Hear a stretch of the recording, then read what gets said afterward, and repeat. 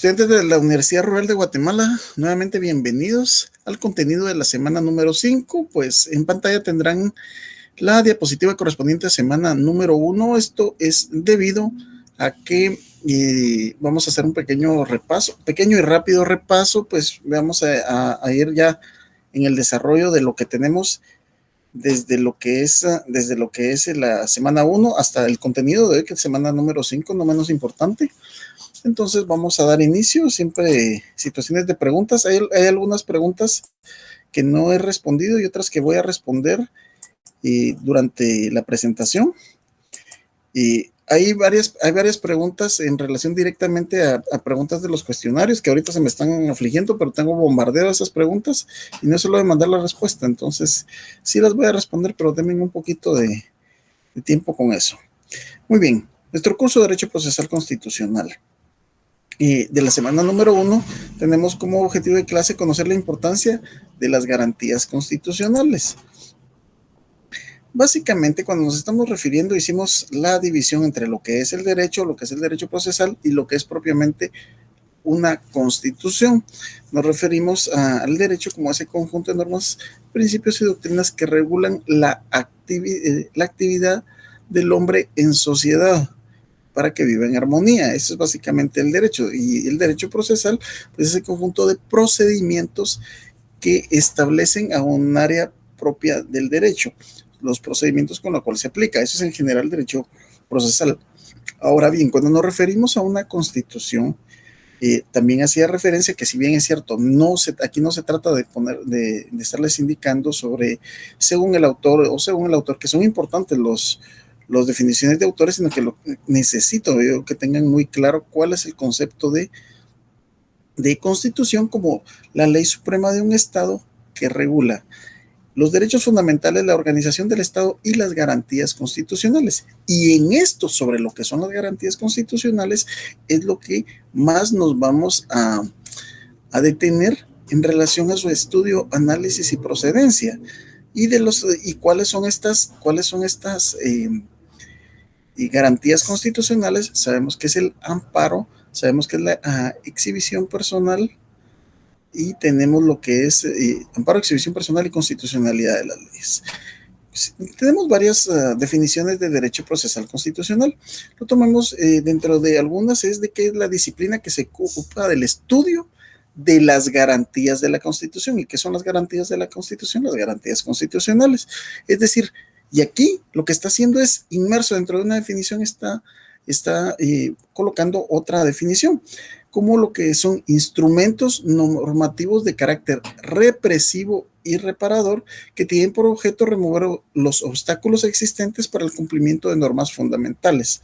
En pocas palabras, ¿qué es lo que hace? Son instrumentos, mecanismos o herramientas que utiliza la misma Constitución, porque esto está dentro de la parte práctica o pragmática de la Constitución, que también se le puede llamar, en donde se establece que estas garantías constitucionales sirven o coadyuvan para, hace dos palabras: represivo, porque hay de aquel que consiga locura no las incumpla, y para eso existen los sistemas, ¿verdad? Y por otro lado se hace referencia también a que repara, o sea, ok, se dejó de hacer eso y se hace otra situación. Entonces, básicamente eso es a lo que nos refiere esta definición. Tenemos otra, siempre rama del derecho, que se encarga del estudio de las vías procesales. ¿Y qué son las vías procesales? Esas vías procesales, estamos haciendo referencia a las garantías constitucionales como instrumentos que coadyuvan a mantener el orden constitucional, a que se respeten los derechos fundamentales, dando eficacia real a sus normas, garantizando así el fin de la justicia constitucional, que no es otro que limitar el poder del Estado, ya que el mismo, como todo poder, tiende a extralimitarse. Hablamos en relación a la evolución histórica. Para los compañeros que se están incorporando, estamos haciendo un pequeño repaso, semana número 1, vamos a llegar a la semana 5 el día de hoy. Buenos días. Tenemos también el hecho de que, como parte de la evolución histórica, que es importantísimo en materia de derecho, y realmente esta semana tuve varias audiencias de de diferentes ramas. Tuve un tanto fuertes las audiencias, una de ámbito laboral y una de ámbito penal, pero en ambas fue menester exponerle tanto al juzgador o juzgadora como a la contraparte la importancia de las figuras histórico-evolutivas, de por qué se fueron surgiendo los derechos y cuál era el espíritu de esa norma y el espíritu de esa ley en un momento determinado.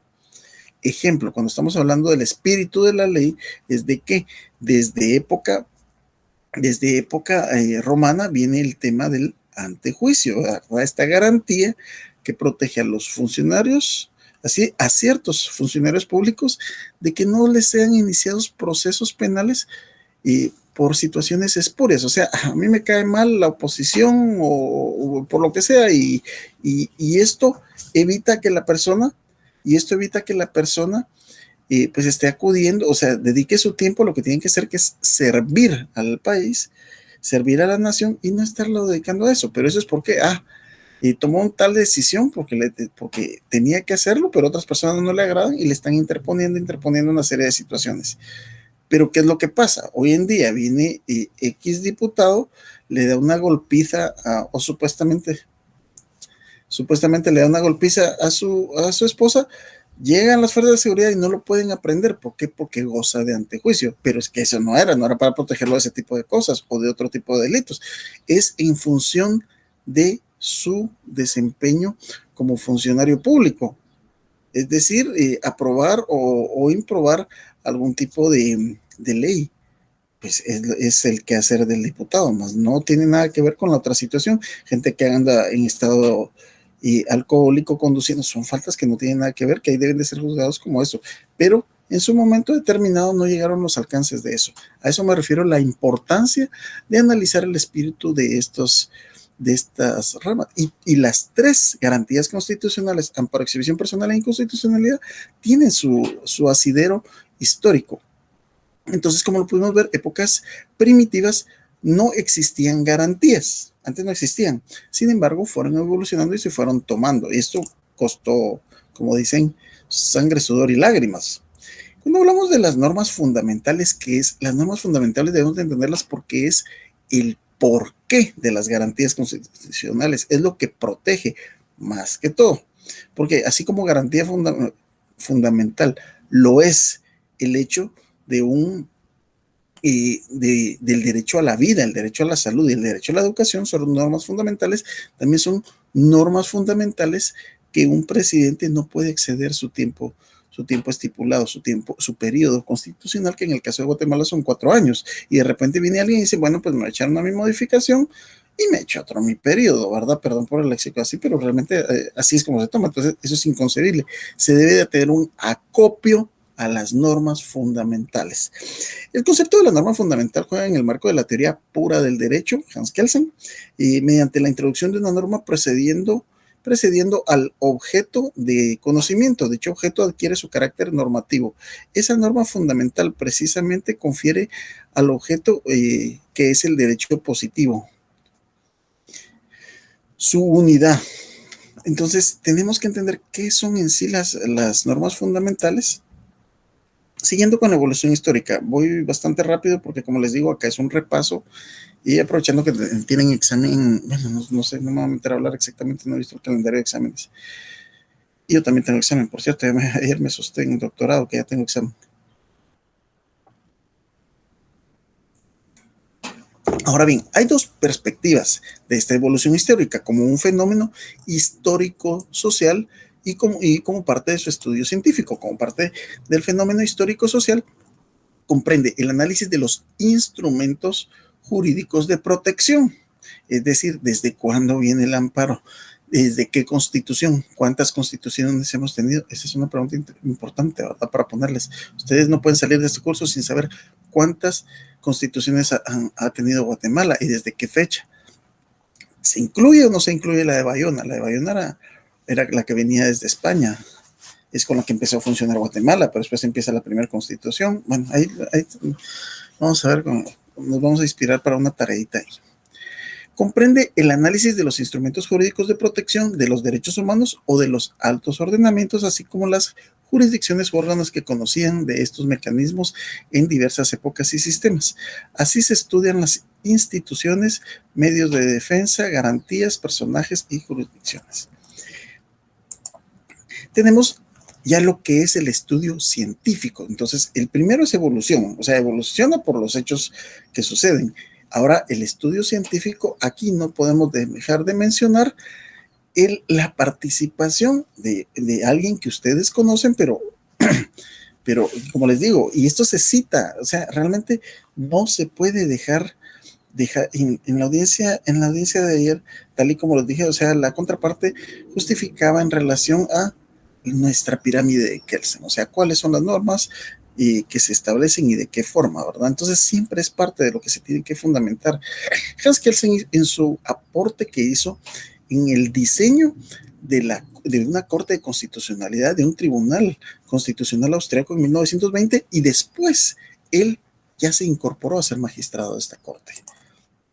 En la antigüedad, en Grecia, se recuerda que hablamos de los antecedentes propiamente, tenemos la rigidez del nomos como ojo, no dice una constitución, dice una especie de ley constitucional, y el cefisma, que es un decreto inferior en donde uno debía de sujetarse al otro, o sea, no podía estar uno en contradicción del otro. En derecho romano se puede citar el interdicto pretoriano, oine libero exhibendo, que ese es en la clase de exhibición personal, o habeas corpus, que era un mecanismo para la defensa de los hombres libres. Es decir, a esto nos estamos refiriendo con una serie de antecedentes que se tienen. En la República Romana sabemos que la República Romana tuvo 3 periodos, ¿verdad? ¿Quién me manda cuáles son los 3 periodos?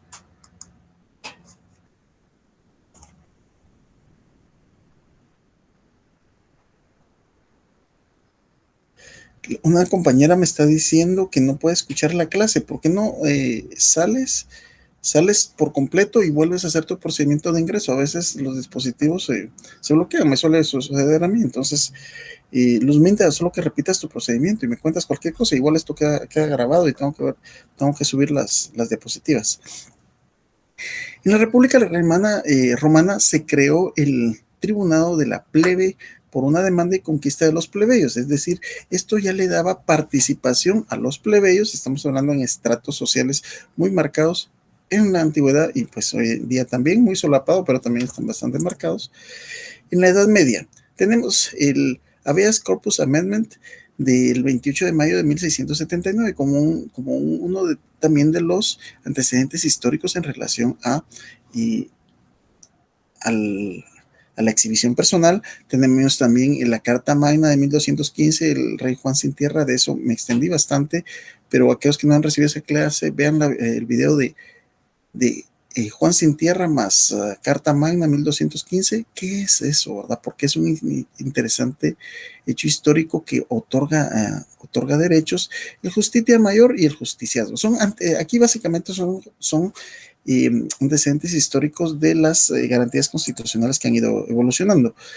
Llegamos a la época contemporánea y aquí ya entra ciertos idealistas, ciertos filósofos, donde no podemos dejar de mencionar a John Locke, el barón de Montesquieu con su división de poderes. Esto no se puede dejar de mencionar hasta que llegamos a uno de los hechos más importantes, como lo es, por un lado, la Declaración de Independencia de los Estados Unidos y posteriormente su constitución, que hasta el día de hoy lo estamos haciendo. También tocamos, y lo vimos en video, sobre el caso Marbury versus Madison. Aquellos que no hayan recibido, busquen estos videos. Yo creí que se los iba a subir, solo me desocupa un poco que está así, en donde es un ejemplo dentro de la aplicación de la supremacía constitucional, como el juez Marshall fue el que tomó la decisión de determinar a quién le correspondía, dándole su lugar a la supremacía constitucional. Pues básicamente la creación de los tribunales constitucionales en 1920 y no fue el único, pero realmente es al quien se lo acuña la historia, es a Hans Kelsen. Y a Hans Kelsen lo conocemos por su pirámide, pero realmente la teoría pura del derecho de Hans Kelsen, digo, este cuate sí andaba, pero años luz por adelantado incluso hoy en día su, en la época contemporánea, pues Ferrer MacGregor, y lo tomamos como el fundador del derecho procesal constitucional, Samudio Fix, que falleció este año, Fix, Samudio, para mí, y yo hasta, voy a ser sincero, hasta el año pasado empecé a leer su literatura en materia de derecho constitucional y realmente me logró apasionar. Y el debate Schmidt-Kelsen, en referencia al quién debe ser el guardián de la Constitución. Y tenemos también cuáles son los sistemas de protección de la Constitución. Tenemos los políticos, económicos, hacendarios, sociales y jurídicos. Tenemos, en primer lugar, cuando nos referimos a estos, se ha de proclamar los derechos de los hombres y ciudadanos. Ese es un primer punto. Pero en otro punto se ve cómo estos principios se deben de garantizar. Cuando estamos hablando de los sistemas de protección políticos, estamos hablando básicamente ese sistema donde por así decirlo, estamos utilizando ese sistema donde un sistema de interpelación, ¿verdad? Es un sistema político en donde un diputado o varios diputados o una bancada cita a un ministro de salud. Mire qué pasó, por qué no se ha dado inicio la vacunación masiva de Guatemala por eso. Entonces, son sistemas de control para lo que pretenden, ¿verdad? O deberían de pretender, digo, saben que utilizo las comillas simuladas porque hay intereses políticos en esa situación que se saben. Y tenemos controles intraorgánicos e interorgánicos, unos dentro de las mismas instituciones y otros fuera de las instituciones. Tenemos los económicos hacendarios, el mejor es la Contraloría General de Cuentas de la Nación, quien tiene la obligación, y tal y como lo dice su ley, y la Contraloría de Cuentas es el ente técnico rector de la fiscalización y el control gubernamental. O sea, la ley le otorga eso, debe de cumplirlo. Tenemos los sociales, estamos hablando de partidos políticos y grupos de oposición. Tenemos también los que son estrictamente jurídicos y uno de esos es la rigidez constitucional. O sea, la ley, y les colocaba el ejemplo, la ley regula que no se debe de tener más de, no se debe tener más de cierta cantidad de años el, la Corte Suprema de Justicia, la Corte de Constitucionalidad, el periodo presidencial, y así debe ser. Bueno, ahí tenemos, eso era lo del 1, vamos a ir un poquito más rápido, yo me pico, y me encanta esto, pero vamos ahorita con la semana número 2.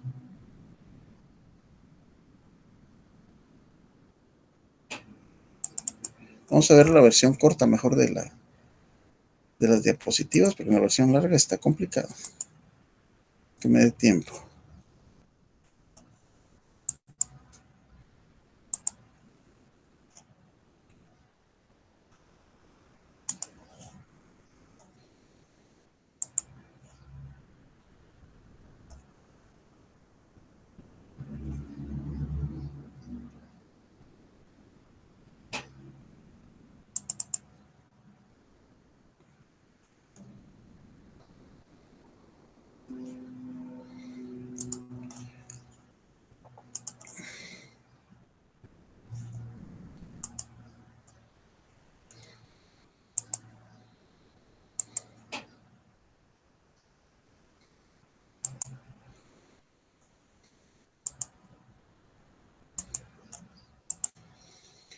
Bien, tenemos el contenido. Vamos a pasar rápido lo que es el contenido de la semana número 2. Para este tenemos, ya entramos a ver una de las primeras garantías constitucionales, como lo es el amparo. Entonces, inicialmente tenemos que ver qué es el amparo. Para empezar, debemos de entender que es una garantía constitucional. Esa es la primera parte. Fíjense que cuando los alumnos se examinan de una forma directa de su examen técnico profesional, y puede ser tanto en la fase pública como en la fase privada, pues algo que en lo personal a mí me gusta disfruto y considero que es importante preguntar es temas constitucionales, porque se aplica las garantías constitucionales tanto en la fase pública como en la fase privada, tanto en derecho civil como en derecho penal y así. Entonces, es algo que debe ser conocido. Entonces, el alumno a veces se friquea, le entra en paranoia con esa pregunta directa, dígame qué es el amparo. Uy, digo, yo venía preparado para qué es derecho civil, no venía preparado para cosas de constitucional. Pero no tenemos, por eso les digo, es lo importante tener en sí qué es la figura y explicarla. Entonces, debemos de partir de que es una garantía constitucional. En primer lugar, ¿qué es? Y segundo lugar, ¿para qué nos sirve? Veamos lo que dice este concepto. Es un instrumento procesal interno. ¿Interno de qué? Interno del Estado, interno de la Constitución, que se sustancia ante un tribunal constitucional, y dijimos que este puede ser permanente o temporal, que tiene, ahora, ¿cuál es el objeto o para qué sirve? Para la protección de los derechos fundamentales y las libertades públicas reconocidas en el artículo de la Constitución. ¿Qué características tiene? Estas características también las estuvimos repitiendo, lo vimos como principios, lo vimos como características, en donde podemos determinar que su iniciación es rogada o instancia de parte, es decir, que no tiene acción popular. El término acción popular lo he estado repitiendo bastante. Googleenlo, búsquenlo y aquellos que no entienden, o sea, no es de acción popular, no cualquiera puede llegar a pedirlo. A diferencia de lo que pasa con la exhibición personal, que cualquiera puede pedirlo. Su tramitación y resolución se encomienda encomendado a un órgano especial, no se le puede pedir a cualquiera, pero al mismo, el amparo no se le puede pedir a cualquiera porque hay competencias. Es un proceso judicial extraordinario y subsidiario, es cuando ya se han acabado las vías normales, posee un rango constitucional, volvemos a la clásica pirámide kelseniana, cumple una doble función, tanto protectora, que es previene y restaura derechos, no hay ámbito que no sea susceptible de amparo, y a decir de este autor es político, porque ¿cómo se llama nuestra constitución? Nuestra constitución se llama Constitución Política de la República de Guatemala. Que los magistrados en la corte no deben tomar decisiones políticas, pero sí es parte de lo que tienen que hacer. Ahora, una cosa es el ejercicio de la política como esa ciencia de estudio del manejo del poder, y otra cosa es que hagan política partidista per se, son cosas diferentes. ¿Cuáles son las finalidades? La finalidad esencial y básica es proteger, preservando, restableciendo los derechos fundamentales y las libertades públicas reconocidas en la Constitución. ¿Cuál es su naturaleza jurídica? ¿Es un recurso o es un proceso? Y eso lo tenemos que tener bien, pero bien claro, vienen de diferentes formas preguntado, si es un proceso o es. De acuerdo, y ahorita, hoy no tengo tiempo de estarles diciendo lo que dice Manuel Osorio sobre qué es un proceso y qué es, pero básicamente, un recurso es aquella impugnación que se interpone ante el que decidió para que él se lo pase a su superior y éste diga si está bien o está mal. Eso es un recurso, una impugnación. Pero en este caso es un proceso que debe atravesar. Se interpone una demanda, se acepta, se escucha en una primera audiencia, hay mecanismos probatorios, hay una vista pública y se resuelve. Y si no se está de acuerdo con esta sentencia, pues nos vamos a otros mecanismos de impugnación. Los principios que lo rigen: principio de iniciativa de instancia aparte, solo quien está interesado lo puede instar, tiene que tener un agravio personal. Principio de prosecución judicial, que debe atravesar esas etapas donde hay desde una demanda hasta una sentencia o su impugnación. Y relatividad de la sentencia de amparo, o sea, se hace el análisis de un caso y se resuelve, y eso va a resolver en relación a una persona que era la afectada, agraviada o interesada. Principio de definitividad: se deben de acabar todas las vías, recursos ordinarios y extraordinarios en todas las vías. Principio de estricto de derecho de congruencia, pues en base a lo que se pide se debe recibir. Y este es el contenido de la semana número 2, perdón por lo bastante rápido, pero quise hacer un repaso y en relación a ustedes. Ahí está, la compañera Ofelia nos indica cuáles son las etapas, las épocas del, de la de Roma, que vivió el Imperio Romano, que fueron monarquía, república e imperio. ¿Estamos correctos, Ofelia? Gracias por ya estar atenta por acá.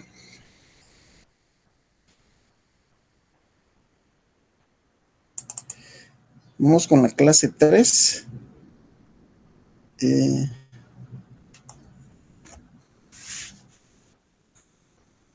Siempre, bueno, antes de empezar con la semana número 5, pues tenemos un video para lo que corresponde de la clase de hoy.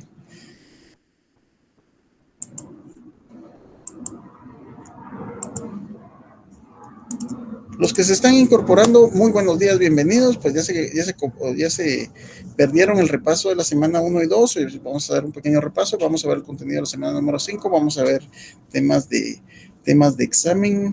Y creo que tengo un ensayo. No, sin el creo, ya tengo un ensayo por ahí. Ok, estamos con esto. Solo chequeamos correitos.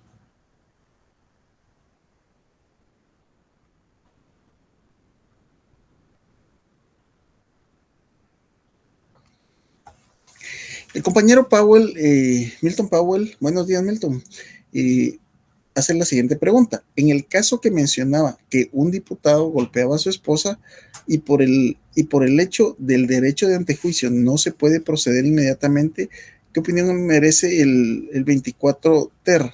Ok, aquí te lo resuelvo así bien tosco por situaciones de tiempo, Milton.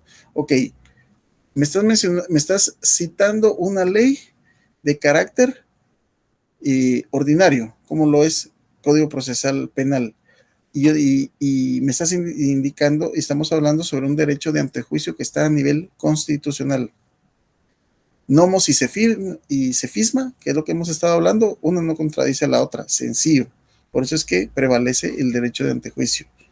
No estoy de acuerdo, de hecho, hace no mucho tiempo, junto con unos colegas, desarrollamos una propuesta de modificación a la ley de antejuicio de tal forma que ésta quedara solo para temas estrictamente de la función. O sea, nos agregamos gozará de antejuicio en relación a todo tipo de acciones emprendidas en contra del funcionario en relación a su función. Si esta persona anda bebiendo, anda en estado de ebriedad conduciendo, escandalizando en la vía pública, o situaciones, no digamos, de índole de violencia doméstica, no tiene nada que ver con eso.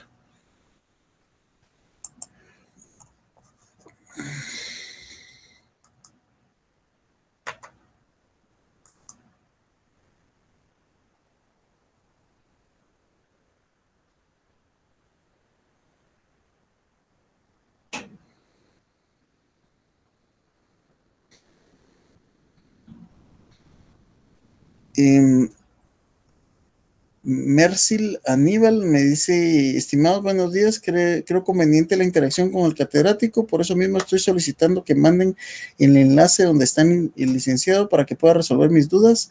Mi estimado Aníbal, yo no estoy ni voy a estar en ningún grupo de Telegram o alguna red de estas, precisamente por este tipo de situaciones.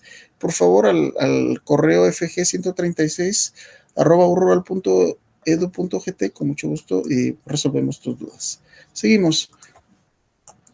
250 compañeros ruralistas conectados. A mí esto me alegra y me emociona, y por eso dije, nos merecemos un repasito para que, llegado ese examen, yo quiero que ustedes disfruten su examen, de verdad, no quiero que los estrese, yo quiero que salgan de ese examen, así como quien dice, entren relajados y salgan más relajados. Y en el sentido de que dicen, bueno, si me está preguntando cuáles son los fines, no quiere decir que eso venga, o no sé, no tengo claro ahorita esto, cuáles son el objetivo, la finalidad del amparo. Ese le estuvo dando duro, que los fines del amparo son dos: prevenir una amenaza, ¿verdad? Y por otro lado, reparar cuando haya dado. Estoy insistiendo en eso, entonces tienen que venir. ¿Cuáles son las garantías constitucionales, verdad? ¿Qué es esa? ¿A qué se refiere que es a petición de parte, un amparo, y no puede haber acción popular? Esas cosas las debemos de entender, es importante, mis estimados. Por eso estamos estudiando acá. Elementos del amparo o principios que rigen el amparo. Fíjense que se los he dado de diferentes formas, pues la postura es de que lo entiendan de diferentes formas. En la actualidad se hace mención de diversos principios. Los autores o doctrinarios no se logran poner de acuerdo. El de iniciativa o instancia de parte, que ya lo mencionamos, agravio personal, la prosecución judicial, básicamente es lo que hemos estado mencionando, pero vamos a desarrollarlo.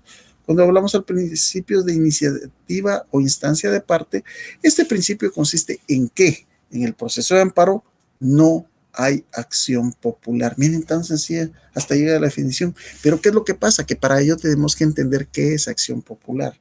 De nada sirve que no sepamos esto como loritos si no entendemos. ¿Y qué es acción popular? Es, fíjense, pues, mejor les voy a explicar ahorita lo que no es para que podamos analógicamente entenderlo. Ok. Si ustedes ven que se está cometiendo una injusticia, y ustedes ya graduados, por supuesto, como señores o señoras abogados, abogadas, acuden y se está cometiendo una injusticia de índole laboral en contra de su papá, ¿verdad? Ustedes pueden accionar como abogados de él, pero ustedes como persona los está afectando indirectamente, sí, porque es su papá el que se está llevando al que se le están violando un derecho, pero en sí ustedes no pueden acudir en nombre de ustedes mismos porque no tiene acción popular. Ahora bien, a mí me ha sucedido llegando al centro preventivo de la zona 18 para mujeres, Santa Teresa. ¿Qué es lo que pasa? A veces yo voy pasando y están las reclusas, que es la denominación que les da la ley del régimen penitenciario, se les denominará reclusos o reclusas. Lic, yo no sé qué pasó. Y le hágame un favor, pídame una exhibición personal, porque a la tal y tal la tienen las Bartolinas y la están lastimando. Es su amiga, su miembro de la clica o situaciones de este tipo.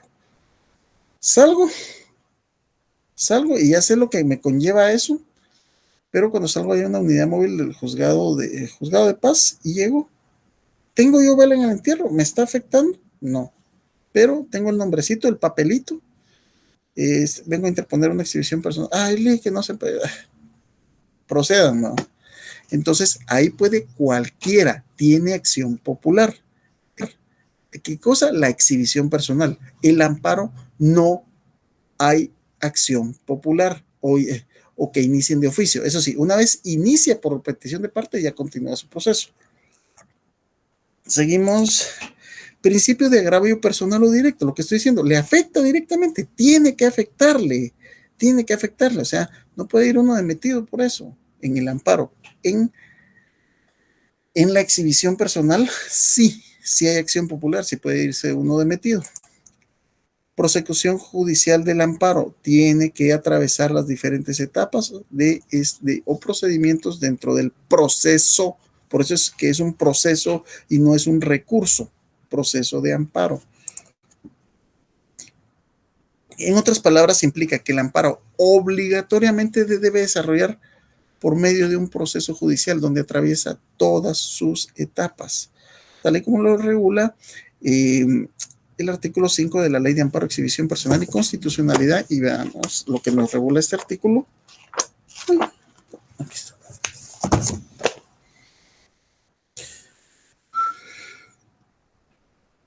Principios procesales para la aplicación de esta ley. Todos los días y horas son hábiles.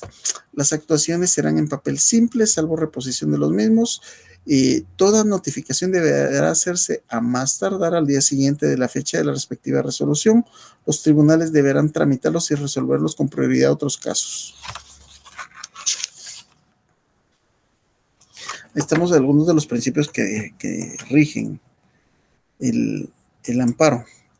La relatividad de la sentencia, es decir, no solamente le afecta a una parte, sino que le afecta a varios.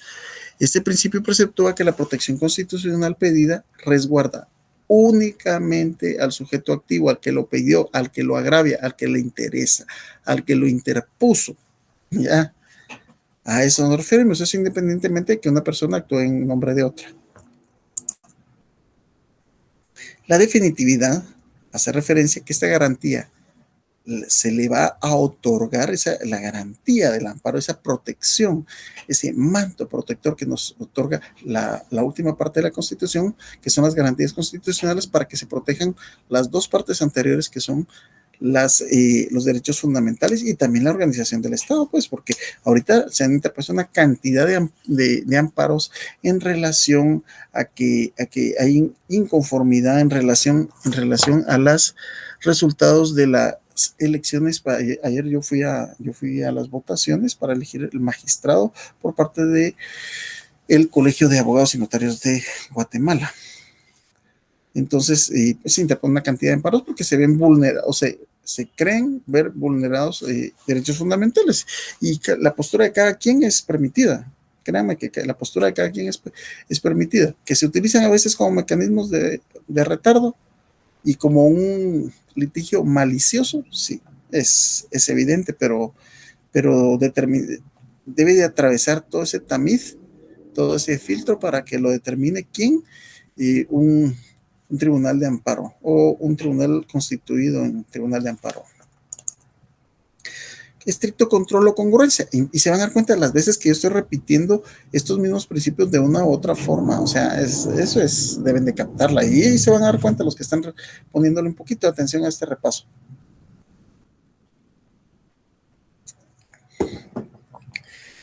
Son las 7:59, estamos a punto de llegar a la mitad de la clase. 265 alumnos,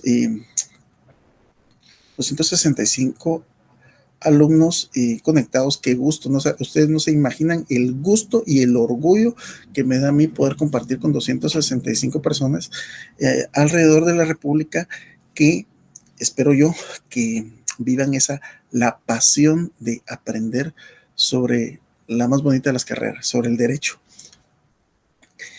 Entonces, estamos con el estricto control o congruencia. Impone una norma de conducta al órgano de control consistente en que, en los fallos que aborden la cuestión de constitucionalidad planteada en un juicio de garantía, solo debe analizar los conceptos de la violación, lo que se está violando. No puede hacer otras consideraciones, solamente el derecho que se está violando. Limitación de prueba y recursos. Es un principio netamente procesal, en virtud del cual, en relación a la prueba, se puede tener como medios de convicción únicamente aquello que afecte al tema. Les pongo un ejemplo en relación a esto. Y cuando una persona ha atravesado las diferentes etapas, o sea, primero se declara que tiene que pasar la pensión a través de un juicio oral de fijación de pensión alimenticia, luego deja de dar, o sea, a pesar de que hay una orden de juez que tiene que dar 1,000 mensuales, resulta que deja de dar durante 2 años, o sea, que después de 2 años que no le ha dado nada, ya debe 24,000 quetzales. Entonces se entabla un juicio ejecutivo para ese cobro, nuevamente le vale al cuate y no paga.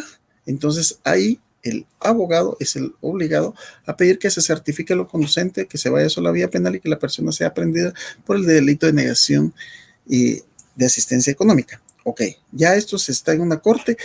¿Y qué es lo que pasa? Ahí se determina, está en juicio. Si la persona paga, se extingue el delito. Si la persona no paga, pues se va a la prisión. Entonces, estaba participando la señora, yo como defensa de la parte del desobligado, la persona que no cumplió con su obligación. Entonces la señora le dan participación y la señora empieza a evidenciar una cantidad de situaciones de infidelidades por parte del señor, y hasta llevaba pruebas. Yo no sé por qué no lo asesoraron a la señora, porque sí tenía abogado. Entonces le digo, ¿qué tiene que ver que el cuate le pueden sacar videos 4 o 5X? No tiene nada que ver con el hecho de que le haya o no le haya pagado su pensión. No tiene nada que ver. Mire, traiga a testificar si quiere a las damas con las que él tenía relación o relaciones, pero no tiene nada que ver. Se debe de probar en relación al tema, al punto o al meollo. Seguimos. Presupuestos procesales. El autor mexicano se indica: presupuestos constituye un conjunto de requisitos formales y legales necesarios de obligado cumplimiento previo a cualquier persona interponga un amparo. Se deben ¿a cuáles son los requisitos que se deben de tener? ¿Vamos a poner un amparo por cualquier cosa? No por cualquier cosa. Entonces, presupuestos procesales. Si vamos a hacer una traducción de esto, ¿qué es esa babosa de presupuestos procesales? Dice uno, no, son los requisitos que debe de tener, son los requisitos que deben de tener para poder llevar a cabo esto. Vamos a acelerar siempre un poquito esto, mis estimados, porque tenemos clase también de hoy y la de hoy está igual de interesante o más. El artículo 20, ok, el artículo 20 es de los que ustedes deben de tener marcados, pues, o sea, pero marcados así, por así decirlo, bonito, ¿verdad? O sea, es importante, sí, porque la petición de amparo debe hacerse dentro del plazo de 30 días. Y si es en materia electoral, 5, 30 o 5, 30 o 5, esas son cosas del artículo 20, ¿verdad? Y esta semana, y créeme que a mí de los muchos beneficios que le veo yo a poder compartir, es que después dicen, ¿cómo se saben los artículos? Pues ni modo, estarlo repitiendo, estudiando y analizando en conjunto con el estudiantado, pues da esa facilidad, ¿verdad? Estar hablando, me preguntan a tal artículo, pero es parte de, porque el derecho se estudia todos los días, se analiza todos los días, se interpreta todos los días, se vive, se siente el derecho, al menos yo soy así, ¿verdad?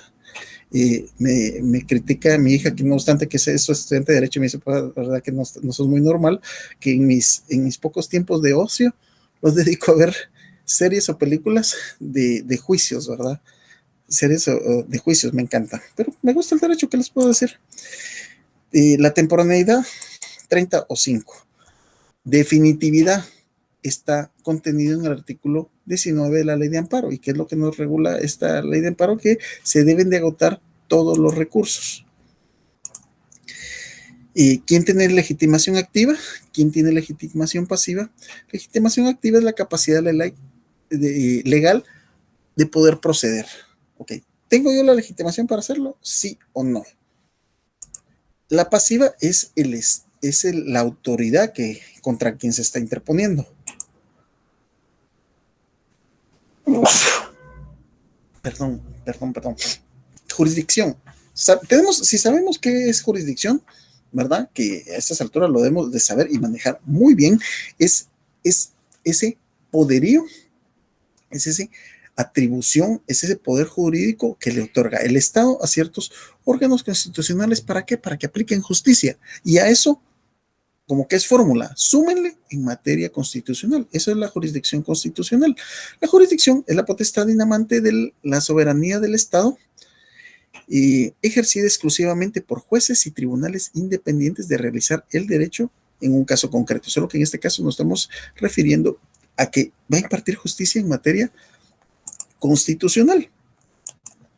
Competencia constitucional es donde quién puede conocer un amparo en relación a, yo se los colocaba en la clase de la semana pasada, que le hacían la pregunta al abogado, mire, pero si es en contra del colegio de abogados, ¿quién conoce? ¿La Corte Suprema de Justicia? ¿Un tribunal? ¿O la Corte de Constitucionalidad? O sea, una pregunta así medio, querían que le aterrizaran a eso. Pues a mí me lo preguntan así y me pueden agarrar, no obstante estar repasando eso, pero no me gusta contestar así porque uno a veces se acelera y se lo come en vivo, especialmente con las cámaras. Pero entonces, ¿quién tiene la competencia de acuerdo a cada situación? Ministerio Público siempre va a ser parte en aspecto de amparo, y por eso les decía, ¿cuáles son los fines? ¿Cuál es el fin que tiene el Ministerio Público? Sus fines principales son velar por el cumplimiento de la ley del país. A mí me recuerdo algunos exámenes escritos, ¿cuál es el fin del Ministerio Público? Hablando en temas de amparo, a meter presa a las personas. O sea, es el tipo de respuesta que lo que se le viene a uno a la mente, pero aquí lo estoy especificando. El artículo 34 es el que le otorga, lean, ahorita no tengo el tiempo de leerlo junto con ustedes, en la clase larga sí lo hice, pero estoy dando los artículos todos son importantes, pero estoy dando, se recuerdan que les pasé un videito, dice, si el catedrático recalca mucho sobre algo, pues eso es lo que va a preguntar, porque eso es lo que de acuerdo a su criterio debe de quedar en ese, cognoscitivo del alumno. La ley de amparo y exhibición personal y de constitucionalidad le ha otorgado dos funciones al Ministerio Público. Como colaborador de los tribunales de amparo, pues se le da intervención junto al amparista, y como parte, ya que está obligado a interponer amparo en defensa de los intereses que la ley recomienda. ¿Quiénes son los sujetos procesales? Tenemos un sujeto activo que tiene legitimación activa y la legitimación pasiva que es en contra de quien se le otorga. Y es así como ahorita estamos finalizando el contenido de la clase número 3. Vamos al repaso de la clase número 4. Ya estamos sobre tiempo. Y así ya nos quedamos con la clase número 5. A la clase de hoy me encanta. Bueno, a mí todo me encanta, pero esa la veo yo muy interesante, la clase de hoy. Solo cargamos, clase 4. Para los, ¿cuántos tenemos conectados ahorita? 275 ruralistas conectados. Buenos días, los que se incorporaron, bienvenidos a esta clase. No se han perdido más que un breve e interesante repaso de derecho procesal constitucional previo a una comprobación de que hayamos asimilado conocimientos, denominado examen, que genera algún tipo de paranoia en algunos estudiantes. Estamos cargando.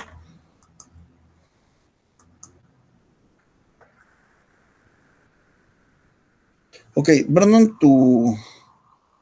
vamos a ver. Milton Vernon Powell, si ya pasó la sentencia y ya está establecida la pensión, Vernon, haceme la campaña. Perdón por lo coloquial, haceme la pregunta en procesal civil y sabes que te la amplío. Pero ahorita manejemos procesal constitucional porque por respeto a compañeros que solo llevan este curso. Van a decir que está hablando de procesal porque ya me jalaron las orejas por estar hablando cosas que no son de la clase, según dice. Vamos a ver. O te la anoto por escrito. Semana número 4, 8 y 10. Tenemos 35 minutos para hacernos pedazos con esto. El objeto del proceso de amparo. Ok, cuando hablamos del objeto del proceso de amparo, inicialmente vamos a dar lectura a lo que regula el artículo 265 constitucional y lo que regula el artículo 8 de la ley de amparo y exhibición personal, que son dos objetos, ¿verdad? O esto o esto. Y estos dos artículos regulan exactamente lo mismo. Dicen exactamente lo mismo. Vean, compruébenlo. Por eso están en las depositarias los artículos que son de suprema importancia.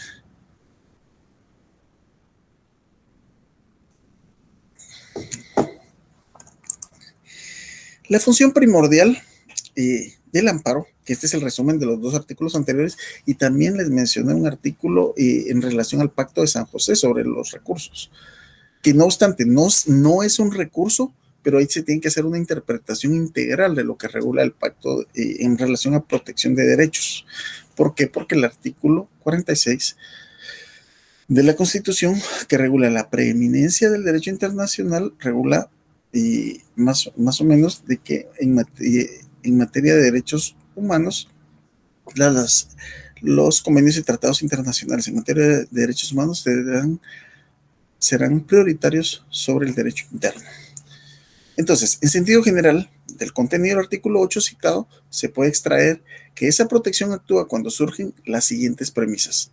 En primer lugar, contra las amenazas de violaciones a derechos, ¿verdad? O sea, hay una amenaza, se previene, pero restaura cuando ya haya existido la violación del derecho. El objeto del amparo tiene uno de carácter preventivo cuando se trata de proteger a las personas. ¿Cuántas veces vamos regulando esto? ¿Se dan cuenta? Yo creo que ni lo voy a poner en el examen, pero lo que me interesa es que lo sepan. Una es de carácter preventivo cuando se trata de proteger a las personas contra las amenazas de violaciones a sus derechos, y otra restituye. Y el único, bueno, no el único, ¿verdad? Pero el caso más ejemplo de que no se puede hacer es cuando alguien pierde la vida. Si ya perdió la vida, ya no se puede hacer nada, pero por eso es que existe la figura del amparo provisional, y por eso es que un compañero o compañera que mandó, no tengo claro lo del amparo provisional, y dije, mejor lo meto aquí de una vez dentro de la explicación, porque más de alguno no lo ha de tener claro. ¿Cuándo procede el amparo? De conformidad con el artículo 10 de la ley de amparo, pone una serie de casos en los que procede, y tenemos para tal efecto de acuerdo a lo indicado en el artículo número 10, inciso A, para que se mantenga o restituye el goce de los derechos y garantías. Es básicamente lo que hemos estado hablando en los diferentes artículos, artículo 8, 265, 8 de la ley de amparo, o sea, 265 de la Constitución, para que se mantenga. O sea, ese es el per se, o sea, es el prototipo. El B es para que se declaren casos concretos que una ley, un reglamento, una resolución o un acto de autoridad no obligan al recurrente, la persona que está recurriendo, porque contraviene o restringe cualquier derecho garantizado por la Constitución o reconocidos por cualquier otra ley. Debe de aclararse que en lo referente a una ley o un reglamento, por eso esto lo que hace es, debe de procurar no confundir. Dice que no se le aplica, no quiere decir que va a cambiar, modificar o restringir la aplicación de una ley, porque para eso tenemos una vía idónea, como lo es para hacer valer la pretensión por ese medio de inconstitucionalidad de leyes y reglamentos, que es la constitucionalidad de las leyes. Pero en este caso lo que va a hacer es que no se le aplique. El amparo lo va a proteger de que no se le aplique una ley que no está de acuerdo a lo que regula la Constitución. El C, estamos dentro del artículo 10 de la ley de amparo, para que en casos concretos se declare que una disposición o resolución que no sea meramente legislativa no les aplica. Lo mismo, pero estamos hablando de una resolución que no sea meramente legislativa. Cuando la autoridad de cualquier jurisdicción dicte reglamento, acuerdo o resolución de cualquier naturaleza con abuso de poder o excediéndose de sus facultades legales, o cuando carezca de ellas, o bien las ejerza en forma tal que el agravio que se causare no puede causarse, no sea reparable por otro por un medio legal de defensa. Bueno, y fíjense que no se excedan de lo que tienen que hacer. La semana pasada, disculpen, yo pierdo un poquito a veces el sentido del tiempo. Esta semana me la pasé sin saber qué día era, ¿verdad?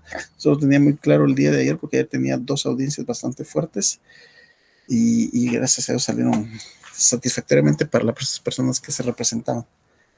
El punto es de que cuando una institución o autoridad de poder toma decisiones arbitrarias, y el ejemplo que yo les coloqué la semana pasada, creo yo, fue de que yo normalmente mando a la señorita procuradora a que me vaya a dejar para darle trámite a la rehabilitación de antecedentes policiales.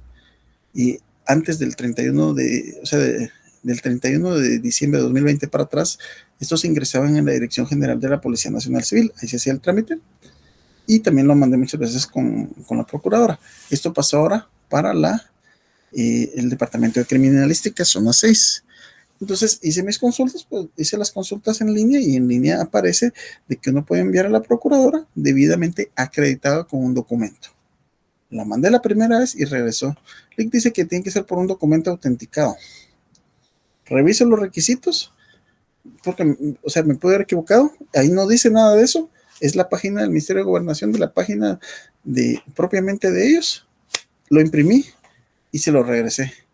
Enseñarles esto con toda la educación del caso, pero así es que eso no está en los requisitos. ¿De dónde se lo están sacando?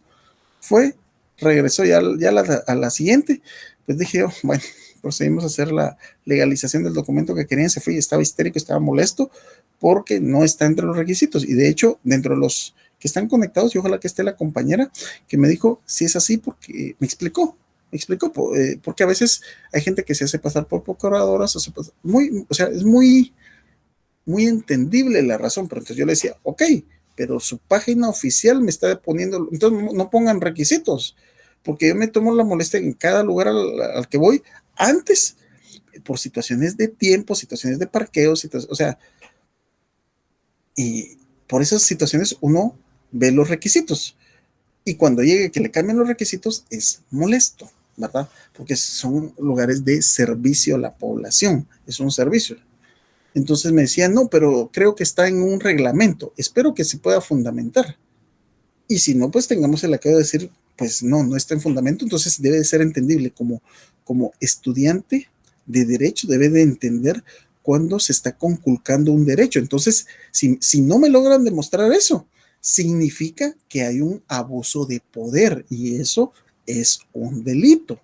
¿Ya? Esa es la parte que yo entiendo. Entonces me dicen, Licky, ¿por qué no interpuso? Ok, por situaciones de tiempo, mis estimados, y porque al final de cuentas muchas veces me dejo sin hacer esas cosas que a mí, ese litigio por abusos, a mí me encanta, pero ¿quién es el perjudicado? ¿A quién creen que perjudico yo? A la persona que desea solventar su situación, ¿verdad? Entonces no por mi ego de abogado implacable voy a afectar a una persona. Seguimos cuando en actuaciones, aquí nos pasamos al ámbito administrativo, se exijan al afectado el cumplimiento de requisitos, diligencias o actividades no razonables o ilegales, o cuando no hubiere medio o recurso de efecto suspensivo. Miren, es lo que estamos diciendo, o sea, no está en ley, porque están pidiendo esas cosas, ¿verdad?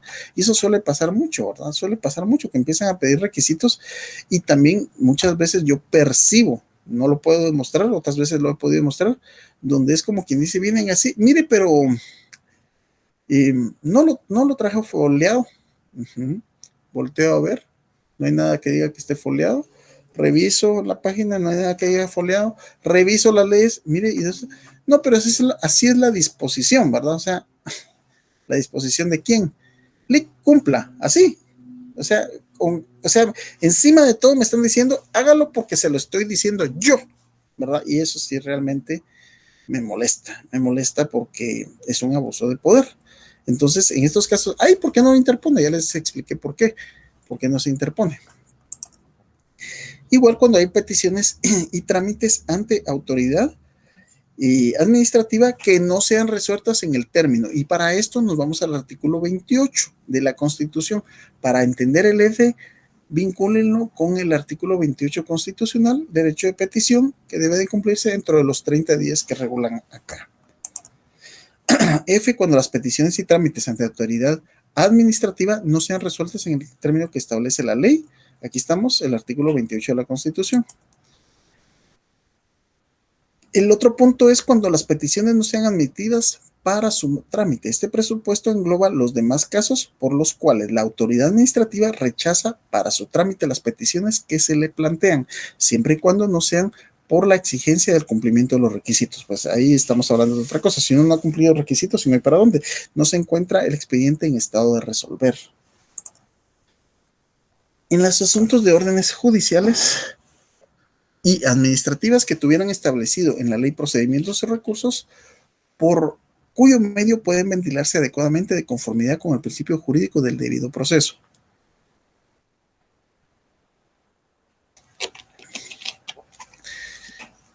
Mis estimados, me disculpo, pero sí es necesario estar bebiendo líquidos que se me seca la garganta con esto. Actos procesales de amparo. Temporaneidad. Ya lo habíamos platicado, sí. ¿Qué significa la temporaneidad? Que hay un plazo dentro del cual debe establecerse este amparo. ¿Y cuál es este? ¿Cuál es? ¿Es dentro de cuánto tiempo? Ese plazo establecido es ser 30 días o 5 días si es en materia electoral. 30 o 5, artículo 20. Importantísimo. El procedimiento y sus fases. Se interpone la demanda, hay una primera audiencia, es posible que haya un amparo provisional y eso es a donde quiero llegar. Y hay una apertura a prueba, o sea, se debe de probar y pusimos hasta un ejemplo de una situación ahí de cómo se debe de probar la situación o dónde, cosas pertinentes. Hay una vista pública. ¿Qué es la vista pública? La vista es el momento procesal para interponer o presentar ante el tribunal los alegatos finales. Mire, debe de otorgarse el amparo en virtud que hay una flagrante violación al derecho, al derecho de vida, al derecho de salud, al derecho de educación, al derecho que se está conculcando. Hay un auto para mejor fallar, que esta es una atribución, este es derecho procesal, ¿verdad? Lo que estoy diciendo es teoría general del proceso. Es una atribución propia del juzgado de atribución, donde dice, miren, ¿saben qué? Tráigame los contratos, tráigame el dictamen médico, tráigame la certificación de tal documento para hacer mejor mi resolución. Finalmente hay una sentencia y proceden los recursos. Amparo provisional. Llegamos a lo que le interesaba a algunos colegas, sí, ustedes son colegas. Somos todos estudiantes de la poderosísima carrera de Derecho. Somos colegas, por supuesto. Es definido por el autor Sierra González. Es una providencia cautelar. Y aquí nos vamos a teoría del proceso. Y aquí sí, ver nomás decir, pero está metiendo ahí, pero es teoría del proceso.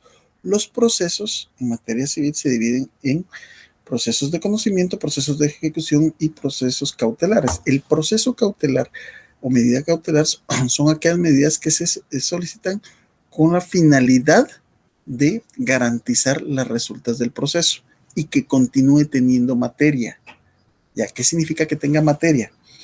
¿Qué pasa si en las elecciones anteriores, verdad, no se le hubiera, o sea, una persona no la dejen inscribir? Entonces, ¿qué derecho le están conculcando? Su derecho a elegir y ser electo, sus derechos civiles y políticos. No lo dejan inscribirse porque tiene una acusación de violencia contra la mujer, ¿verdad? Ese no es el delito es por violencia contra la mujer en su manifestación física. Ok, pero ya tiene una condena. No tiene una condena. Si no tiene una condena, nos remitimos a lo que regula la Constitución. ¿Qué regula la Constitución? Toda persona es inocente mientras no ha sido declarado en sentencia firme debidamente ejecutoriada. Es decir, que ya se agotaron todos esos. Pero si este cuate ni siquiera ha iniciado proceso y por eso le quieren conculcar su derecho a elegir y ser electo, entonces, ¿qué es lo que procede? Que se le defienda eso. Pero entonces dice, interpongo mi amparo porque ya agoté la definitividad. Pero ¿qué pasa si le responden dentro de 3 años? Mire, si tiene derecho a inscribirse y a todo eso, el alcalde ya está hasta procesado por el nuevo alcalde, ¿verdad? Entonces se queda sin materia. Por eso se debe interponer esta garantía cautelar que le dice, ok, para mientras que resolvemos, mientras que pasan esos 3 años que resuelvan, se ordena el amparo provisional y por ende deben de inscribirlo, ¿verdad? Entonces ahí él entra a participar. Ahora, ¿qué sucede si él resulta como alcalde y después se determina no alugar el amparo, que no había derecho? Ahí ya no son otros 20 pesos, ¿verdad? ¿Se dan cuenta? ¿Lo pueden quitar del puesto? Sí, sí, por orden. Sería interesante esos casos, pero no he visto que se metan a ese tipo de problemas la Corte. El amparo provisional es una medida preventiva o cautelar mediante la cual se mantiene viva la materia del amparo. Esto lo explicamos sobre el... Y finalmente tenemos lo que es la sentencia, que es el acto emanado del órgano jurisdiccional mediante el cual decide conformidad con el derecho objetivo, la causa y los respectivos recursos. Y llegamos al final de la semana número 4 y ahorita vamos a hablar sobre la semana número 5. Vamos a cargar y tengo un video para que entendamos la clase de hoy que a mí me gusta mucho, que es la defensa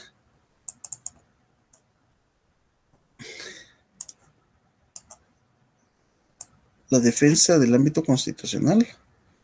¿Dónde tengo ese video?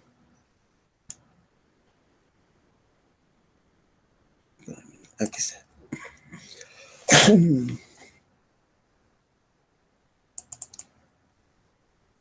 Ahorita vamos a cargar este video.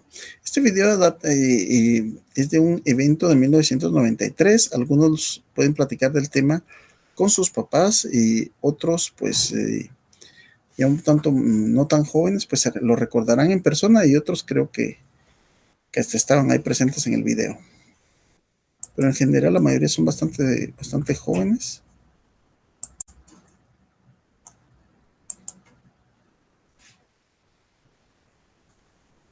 Perdón, solo que me cargue el video. 300 personas conectadas.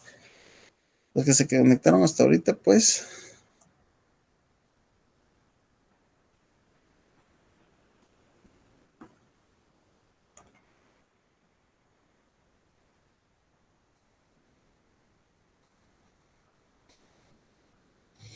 Perdone. Debe desempeñar con patriotismo el cargo de presidente constitucional de la República.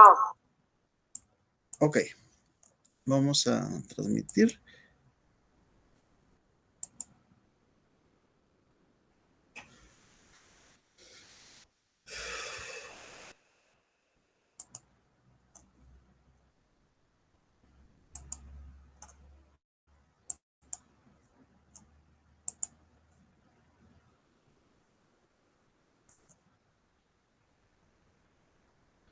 Veamos este video, vamos a entender la clase de hoy. Debe desempeñar con patriotismo el cargo de presidente constitucional de la República, para el cual he sido legítima, popular y democráticamente electo.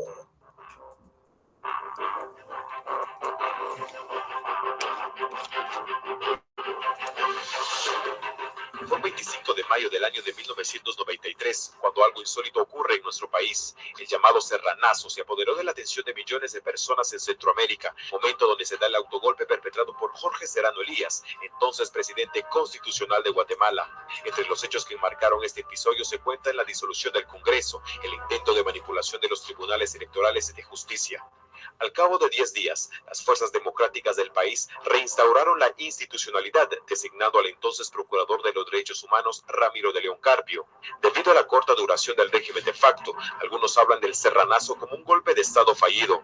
He acordado a un tiempo, tomando una responsabilidad histórica ante la nación, a restringir las garantías, al mismo tiempo que he acordado disolver el Congreso de la República, cambiar la Corte Suprema de Justicia y la Corte de Constitucionalidad y cambiar los procuradores de la nación.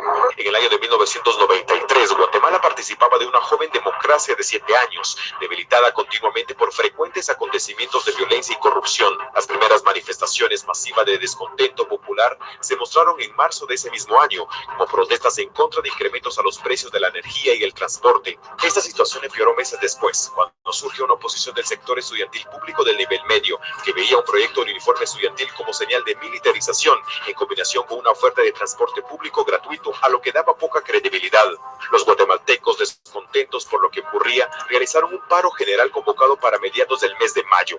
Al mismo tiempo, una ola intensa de intimidaciones acosó al país, en la cual un catedrático universitario fue muerto a balazos. 3 estudiantes fueron secuestrados en la vía pública y los cadáveres de personas asesinadas al azar aparecían sin orejas.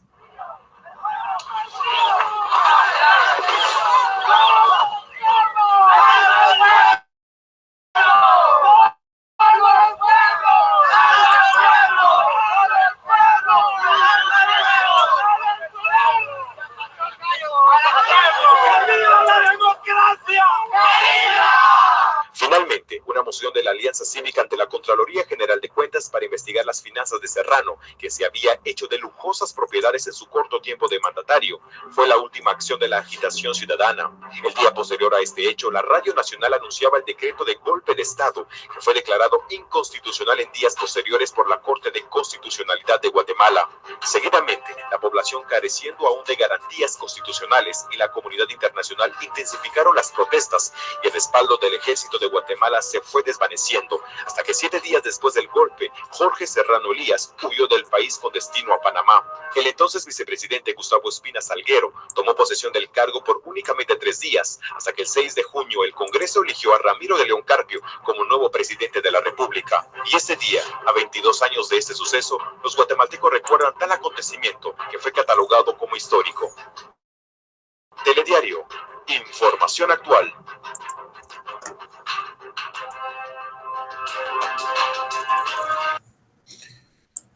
Muy bien.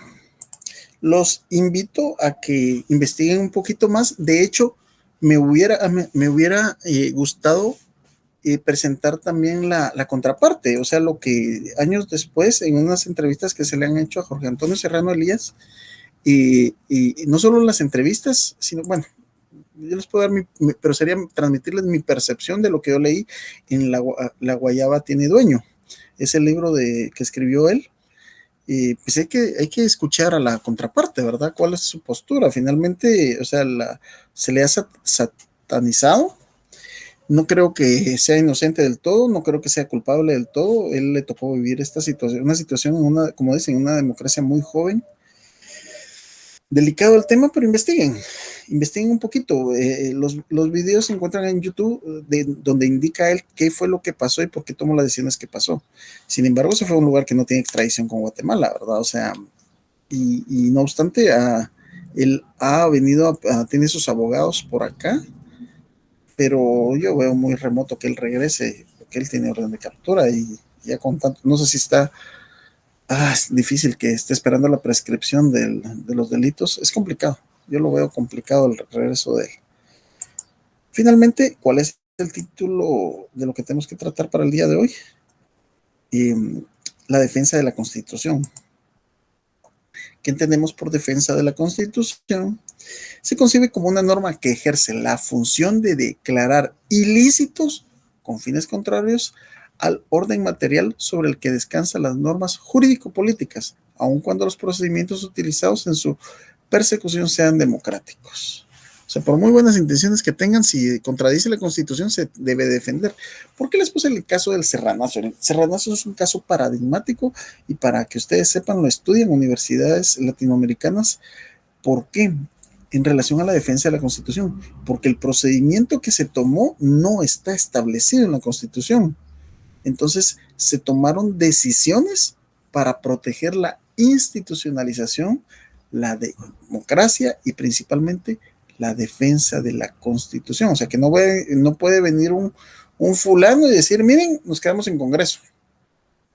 Voy a abolir el Congreso, voy a cambiar a las Cortes, o sea, no, esas son decisiones dictatoriales que requirió una serie de lustros, por no decir décadas, para poder llegar a esto y que se realice todo, todas las personas subordinadas a lo que regula la ley. ¿Qué es lo que pasa? Desde que tomó posesión Vinicio Cerezo Arévalo, pues él sufrió no sé qué cantidad de intentos de golpe de Estado. ¿Por qué? Porque por eso se dice el inicio de la época democrática. Luego, después de Vinicio Cerezo, lo entregó a Jorge Antonio Serrano Elías, y él recibió en el 91, sí, 86 a 91 recibió, y en 1993, a mitad de su periodo, tomó esta decisión. Como les digo, él lo justifica, pues son 26 minutos de la justificación y ponerle solo las partes que yo quiera poner, como que estoy sesgando su opinión, pero ustedes tienen que tener su opinión. ¿Fue correcto o no fue correcto? Y a final de cuentas lo que hicieron era sentar a un presidente ahí. Afortunadamente, desde mi humilde perspectiva, una excelente persona, un excelente procurador y un excelente presidente durante el momento. Ramiro de León Carpio, que en paz descanse, y su hijo, pues fue también procurador de derechos humanos. ¿Y cuál es el punto acá? ¿Realmente se hizo lo correcto? Yo considero que sí, y críticos en universidades extranjeras dicen que realmente fue paradigmático lo que atravesó Guatemala y cómo lo sucedió, porque ¿cuál hubiera sido el acabose? Bueno, se fue Jorge Serrano Elías, bueno, imponemos una cúpula de mando militar y volvemos otra vez, ¿verdad? A retroceder. ¿Por qué? Porque, o sea, se estaba institucionalizando hacia la democratización. Y si hoy en día, por eso se dice que en una incipiente democracia, y por eso pasan lo que nos está sucediendo, ¿verdad? ¿Qué pasa? No puede estar una corte más del tiempo constitucional, pero tampoco se puede, y estamos en ese dimes y diretes, estiras y encoges. La defensa de la Constitución. La existencia de una Constitución es una consecuencia de la forma concreta en que se entiende el orden político y supone, por tanto, un ensayo de racionalización de la organización del Estado. O sea, es la máxima expresión del sentir y espíritu de la población. La concepción del término indicado implica necesariamente la idea de limitar el poder. O sea, limita el poder. ¿Qué se hizo con Jorge Antonio Serrano Elías? Se limitó ese poder para que él hiciera lo que quisiera. Es decir, la sociedad política necesita para persistir y desarrollarse la organización de una forma política, la que debe constituir un límite insuperable para alcanzar este. Con respecto a eso, nos venimos desde la Declaración de los Derechos del Hombre y del Ciudadano en 1789, que señala que toda sociedad en la que se garantiza, en la cual la garantía de los derechos no está asegurada, ni la separación de los poderes determinada, no tiene constitución. O sea, que venga el presidente del Ejecutivo y que diga, voy a abolir el Congreso y voy a cambiar a las Cortes, independientemente que sus razones haya tenido, o sea, pero no era la forma. Entonces no tiene constitución. Entonces, hay un ataque a la Constitución y el tema de hoy es la defensa de la Constitución. Y durante el siglo XX, especialmente la segunda mitad, se ha transitado de un concepto de constitución y constitucionalismo regulador de las relaciones básicas de poder constituido que determina las reglas de acceso y ejercicio de las competencias de los diferentes órganos estatales. Y este último se fundamenta en una clara legitimidad democrática, una estructura de poder estatal basada en el equilibrio y contrapesos. La supremacía constitucional. Cuando estamos hablando de la supremacía constitucional, implica que en la cúspide del ordenamiento jurídico se encuentra la Constitución establecida por decisión política por el poder constituyente y solo modificable por este. Es decir, solo un poder constituyente